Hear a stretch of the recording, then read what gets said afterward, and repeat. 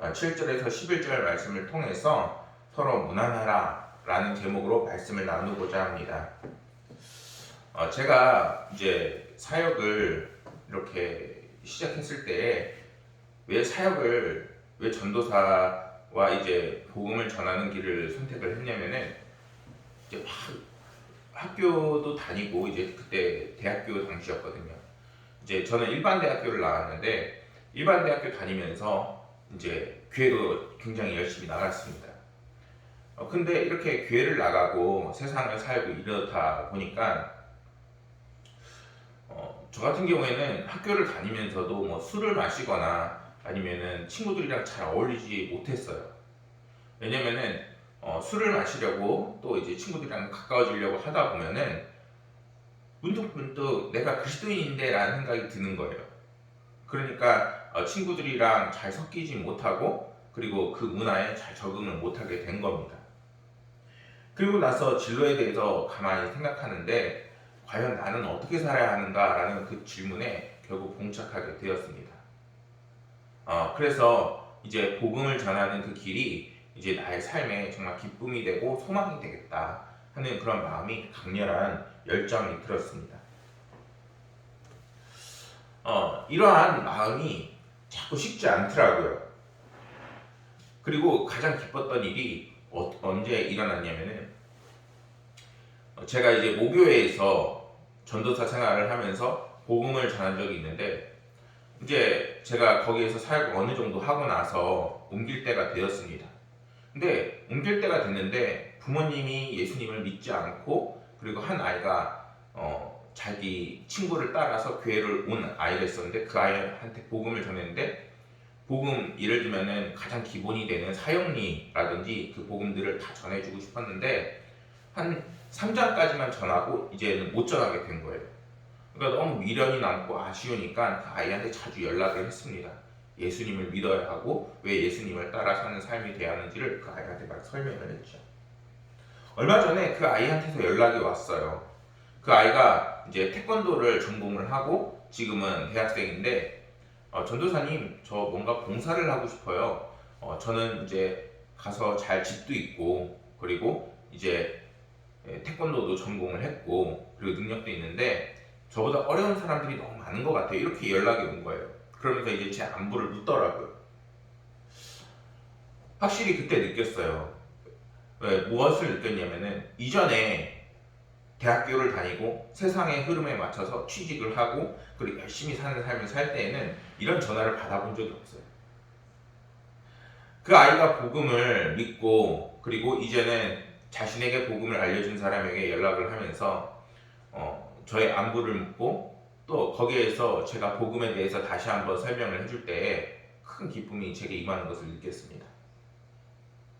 하나님은 우리를 통해서 복음이 전파되고 전달되어지는 것을 통해서 분명히 우리 안에 기쁨과 은혜가 충만하게 하시고 그것을 통해서 우리는 하나님의 언약의 통로가 되는 놀라운 역할을 감당하게 하십니다. 찬양 중에서도 이런 찬양이 있잖아요. 당신은 하나님의 안에 언약의 통로. 당신은 하나님의 언약 안에 있는 축복의 통로. 당신을 통하여서 열방이 주께 돌아오게 되리. 어떻게 보면은 전도를 한다는 것은 우리가 누군가를 그리스도인으로 또 초청하고 초대하는 것이기도 하지만 분명한 것은 하나님의 은혜가 우리를 통해서 다른 사람들에게 흘러간다는 것을 분명히 의미합니다. 오늘 말씀에서도 사도 바울이 너희들이 서로 무난하라 이렇게 이야기를 합니다. 지금 사도 바울이 어떤 상태에 있냐면은 로마 감옥에 갇혀서 지금 골로새서 마지막 부분을 작성해서 지금 보내고 있는 거예요. 오늘 말씀에서 주목해야 할 것은 서로 무난하라 이렇게 계속 이야기를 합니다. 그리스도 안에서 서로에게 무난하고 서로의 기쁨이 되고 위안이 되고 소망이 되어져라. 한국에서 이런 무난하다는 뜻은 보통 윗사람 윗어른께 안부를 여쭙는다는 사전적 의미가 있지요. 그런데 성경에서는 이 무난하다는 의미가 굉장히 다양한 의미로 사용되고 있는 것을 볼 수 있습니다. 형태로는 어떻게 사용이 되냐면은 사사기 18장 15절 말씀에 보면 이런 말씀이 있습니다. 5사람이 그쪽으로 향하여 그 청년 레위 사람의 집 곧 미가의 집에 이르러 그에게 문안하고, 어떤 상태냐면은 이제는 청년이 이제 직접 가서 그 사람들이 잘 있는지 없는지 이렇게 문안을 한다고, 이렇게 대면한다는 거예요.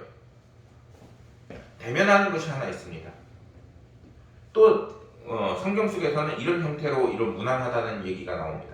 사무엘상 25장 5절 말씀에 다윗이 이 소년 10명을 보내며 그 소년들에게 이르되 너희는 갈멜로 올라가 나발에게 이르러 내 이름으로 그에게 문안하고, 이렇게 사자를 보내서 다른 사람을 대리해서 보내서 그 사람들이 잘 지내는지 이렇게 살피는 것이 있습니다. 때로는 편지를 통해서 문안을 살핍니다. 이러한 성경 속에서는 때로는 만나고 사자를 보내고 편지를 보내는 것을 통해서 서로가 어떻게 지내고 그들이 복음 안에 있는지를 확인을 합니다. 사실 오늘날 교육부서가 이제 많이 침체되고 어려운 것은 이러한 성경 속에서 말하는 문안하는 그러한 인사와 그리고 서로를 축복하는 그러한 방식이 많이 쇠퇴했기 때문인 것입니다. 만일 오늘날에도 우리가 각자의 자리에서 열심히 주님을 믿는 것처럼 서로에게 너희들도 복음 안에서 자유로워라 이러면서 서로에게 문안을 한다면은, 때로는 오늘날로 치면은 핸드폰으로 성경 말씀 구절도 보내주고, 또한 우리가 서로를 위해서 축복해주는 연락을 하고, 때로는 지금 코로나 때문에 잘 만나지 못하지만 그래도 서로를 챙기고 문안을 한다면 분명히 그것을 통해서 우리는 은혜를 받고 위안을 얻을 수 있습니다. 그것은 우리가 신앙생활을 지속적으로 계속 이어나갈 수 있는 원동력이 분명히 되는 것입니다. 성경 속에서 이럴 때 우리에게 이렇게 말을 하라고 지시하는 말씀도 분명히 있습니다. 첫째로는 하나님의 이름으로 서로를 축복하라 합니다. 창세기 43장 29절에 이러한 말씀이 있습니다. 요셉이 이제 애굽에서 총리로 임명을 하고 이제 가뭄이 들자 이제 요셉의 형제들 그리고 그 아버지 야곱이 그 아들들을 보내면서 쌀을 사오라고, 곡식을 사오라고 그 자식들을 애굽으로 보내게 됩니다. 그때 이런 말씀이 나와요. 자신의 친동생 베냐민에게 요셉이 이렇게 이야기합니다. 하나님이 내게 은혜 베푸시기를 원하노라. 여러분들이 이제는 서로 문자를 주고받고 연락을 하고 그리고 이제 서로 만날 때에 이렇게 인사를 하라는 거예요. 하나님의 은혜가 너에게 임하길 원해. 하나님께서 너에게 더 큰 은혜와 복을 주실 거야. 왜 이렇게 이야기를 해야 할까요? 세상에 이보다 더한 축복이 없기 때문인 거죠. 이 세상을 만드시고 우리를 만드시고 그리고 분명히 앞으로 가야 할 그 길을 알고 계신 하나님께서 너의 앞길을 축복하시고 반드시 함께 하시면서 우리의 삶을 반드시 돌보실 것이라는, 어떻게 보면 가장 세상 그 어느 누구도 할 수 없는 축복이 그리스도 안에 있는 것이요 그리스도를 통하여서 흘러나가게 되는 것입니다. 근데 아까 언약의 통로라는 찬양을 말했듯이 누구로부터? 바로 나로부터 그 말씀이 분명히 그 주변에 흘러넘치게 되는 것입니다. 또 룻기서를 보면은 보아스라는 사람이 곡식을 거두는 일꾼들에게 이렇게 이야기를 합니다. 여호와께서 너희와 함께 하시기를 원하노라. 어떻게 보면 보아스는 지주예요. 지주고 그리고 그 곡식을 자신의 땅에서 거두는 그 사람들에게 이렇게 축복을 하고 있다는 것이죠. 서로의 신분 차가 있어서 이런 이야기를 하는 것이 아니라 언제나 그 상황 속에서 모든 사람에게 하나님의 그 은혜가 풍성하게 임할 수 있음을 성경은 분명히 증언을 하고 있는 것입니다. 둘째로 서로도 문안할 때 유대인들이 가장 즐겨 사용하는 인사 중에서 누가복음 24장 36절에는 이러한 말씀이 있습니다. 이 말을 할 때 예수께서 친히 그들 가운데 서서 이르시되 너희에게 평강이 있을지어다. 여러분들에게 평강이 있을 거라 서로 이야기를 하는 겁니다. 지금 상황이 어떤 상황이냐면은 예수님이 십자가에 달려 돌아가시고 제자들은 이미 예수님을 모른다 하면서 뿔뿔이 흩어진 상황이었어요.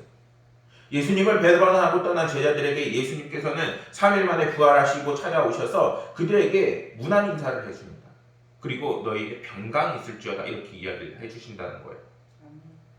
우리가 그리스도인으로서 끊임없이 살아나가지만 그 속에서도 서로 소원한 것이 생기고 심지어 서로를 배신할 수도 있어요. 근데 심지어 예수님께서는 자신을 3년 동안이나 귀하게 기른 그런 제자들이 배신을 하고 그리고 지금은 예수님이 있는지 없는지조차 모르면서 살아가고 있는 그들에게 평강을 빌어주고 있는 상황인 것입니다. 어떻게 이런 일이 있을 수 있을까요? 그런데 그리스도 안에 있으면은 그리스도의 사랑과 은혜가 이미 우리 가운데 충만하다면은 다른 무언가로 우리를 채우는 것이 아니라 하나님의 그 은혜가 우리 가운데 이렇게 다른 사람들에게 평강을 빌어주는 형태로 분명히 우리가 축복의 통로가 되어질 수 있다는 것입니다. 셋째로 누가복음 10장 5절 말씀에서는 어느 집에 들어가서든지 먼저 말하되 이 집이 평안할지어다 하라 분명히 말씀합니다. 무슨 말입니까? 70인의 제자들을 파송하시면서 그들이 방문하는 그 가정마다 평안을 빌어주라 분명히 말씀하세요.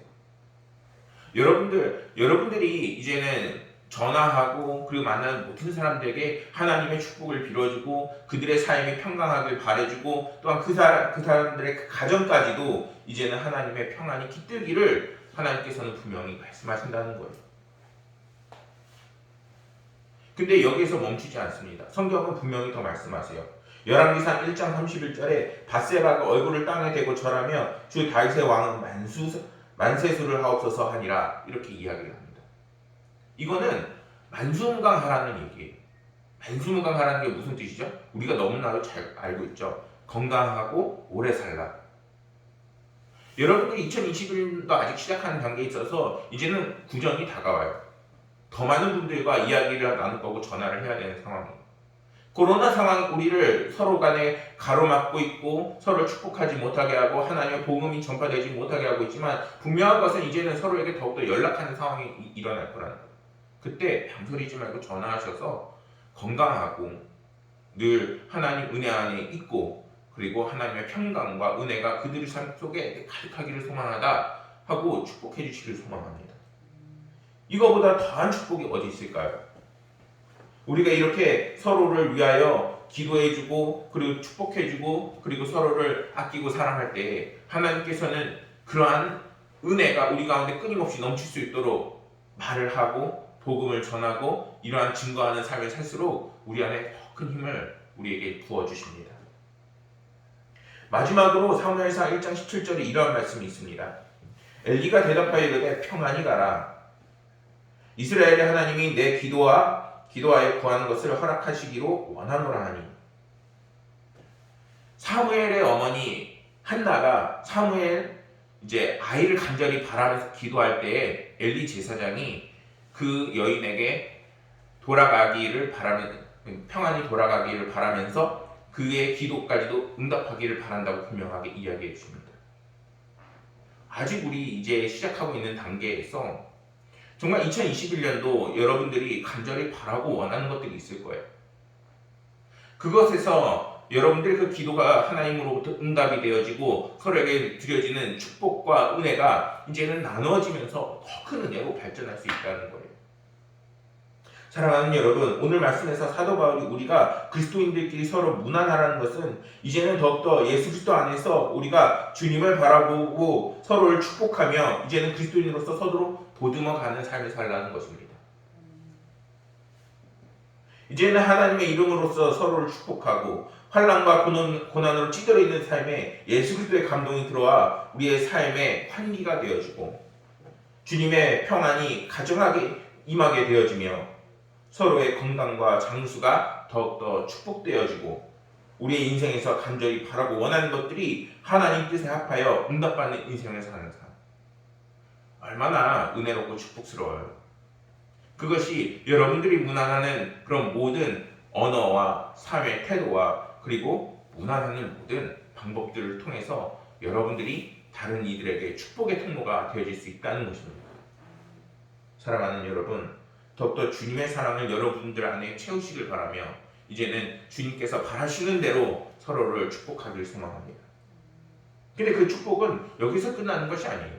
아까 여러분들의 그 기도와 그 제목이 이루어지길 바란다고 얘기한 것처럼 이제는 그러한 삶이 끊임없이 사라질 수 있도록 서로 중보를 해줘야 되는 때인 것입니다.